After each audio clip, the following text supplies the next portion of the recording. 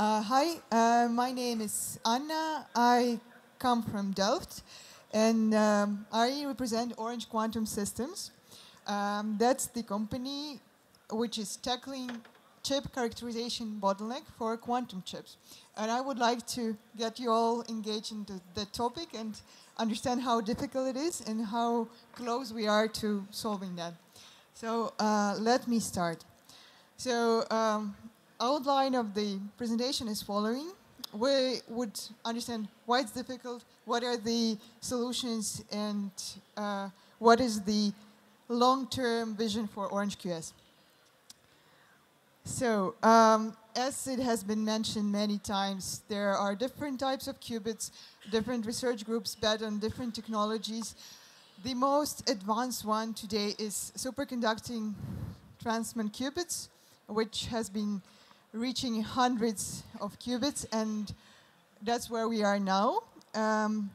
So I think it's safe to say that there is no final qubit technology being established, which is consensus. Nevertheless, we observe that the industry is maturing, and maturing quite rapidly if we follow the timelines of big companies. And the next slide will demonstrate that. If we were to plot the number of qubits against the error rates, we can see where we are now. And there is still a region on that plot where qubits could be simulated with the classical methods, but this is working up to 100 of qubits.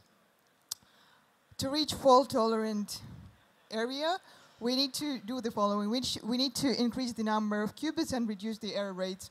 That sounds very simple, but then it becomes very complicated when it comes to reality. Intermediate step would be NISQ error of noisy intermediate scale devices. And if I were to plot developments from different qubits technology on that plot, you could see that we are entering NISQ error. That quite well matches with the roadmaps of Google, IBM, and so forth. And if I would put a timeline on there, now we are in 2023 with around hundreds of qubits. We hope to reach thousands by 2028 and reach fault tolerance in 2035. So what would be the largest bottleneck in there? And I would like to go back to the production of the chips and where do we see ourselves in producing and manufacturing chips. These steps I have plotted here are very similar to standard semicon practices with CMOS-like technologies. The only difference you could see here is that after receiving a wafer with your chip, you will still have to do steps of etching, wire bonding, but then in order to say whether your chip is good enough, you need to be able to extract quantum information properties. And that's very complicated for quantum chips because you need to cool it down and report the values of T1, T2, coherence times, etc., etc. And this step is cumbersome. Nevertheless, if you would think of the whole industrial process, Orange QS sees our value in adding this last bit to production to ensure that the chips are performing well. The way cycle of production of quantum chips looks now is following. We start with the target application. This target application gets translated into the Hamiltonian design of a quantum chip, which is fabricated and then characterized. Characterized with not only room temperature methods, but also within cryogenic environment. And there is a big analogy between this quantum cycle and CMOS-like cycles, where characterization step maps well with the step of metrology. I want to indicate that there has been extensive work inside my company to think through how would the technology evolve and what would be the key ingredients to make it compatible with the existing foundries, existing chip production facilities, and together with IMEC, Orange has published an article on what those ingredients are, and basically it is about thinking through your process well enough, whether it would be ever mature while scaling up production, while scaling up number of qubits. And this is where we think value is in creating products which would contribute to there. So why is it hard, actually?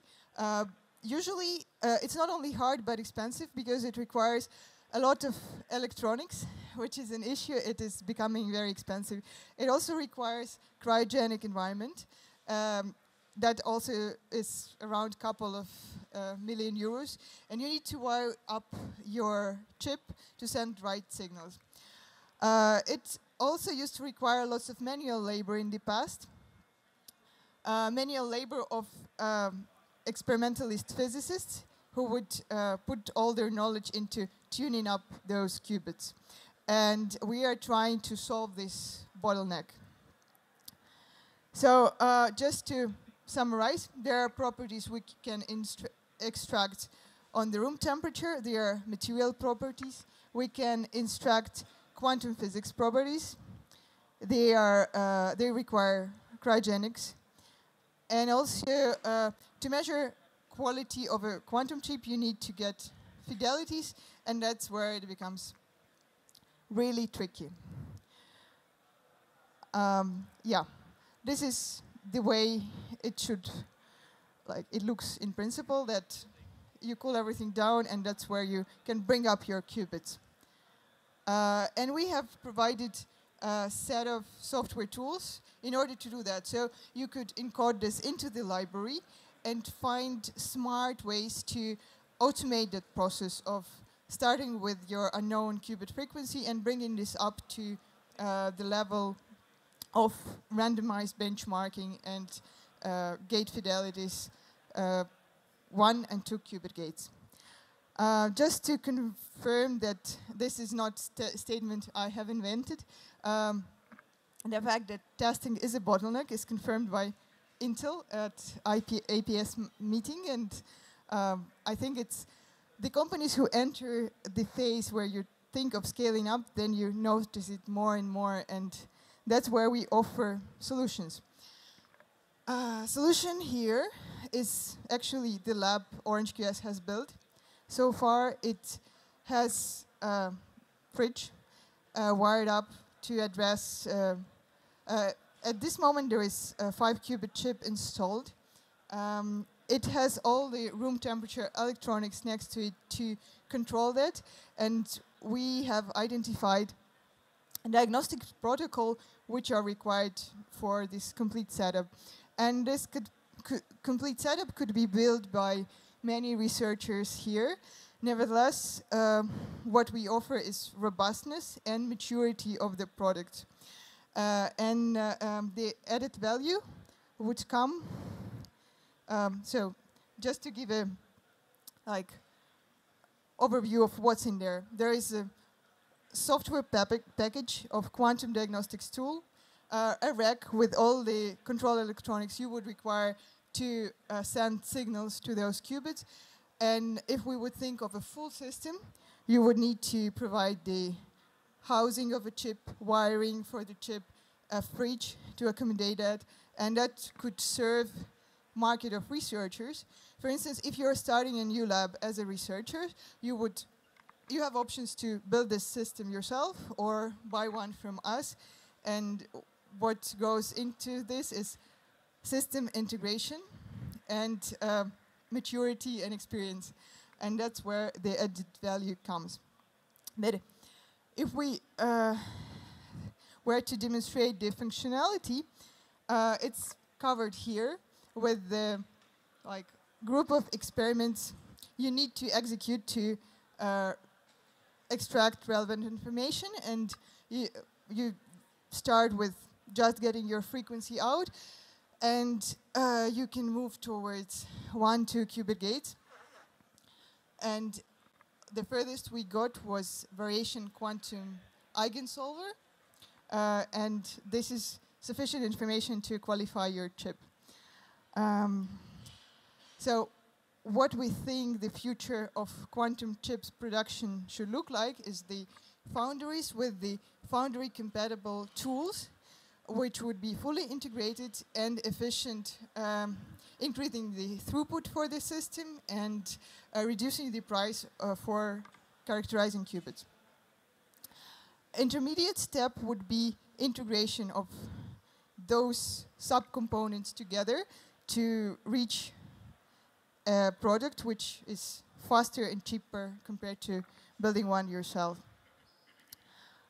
Orange is at the moment backed up by European Innovation Council, and we have closed the first investment round. So things are maturing and scaling up, and we have also invited an advisory board to support us on the system engineering side by ASML, Director of System Engineering, former CDO of NXP. And we also have David De Vincenzo is one of the advisors who has been really famous in quantum computing field. So far, in order to reach to our products and to build the first prototypes, we've been actively engaging with first local ecosystem of Dutch startups.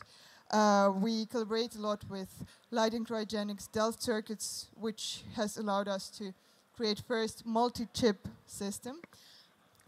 Thinking through about how would the next chips look like, we have identified that it needs to scale up. The new generation of chips with new components will emerge, and that's where we collaborate a lot with QTech.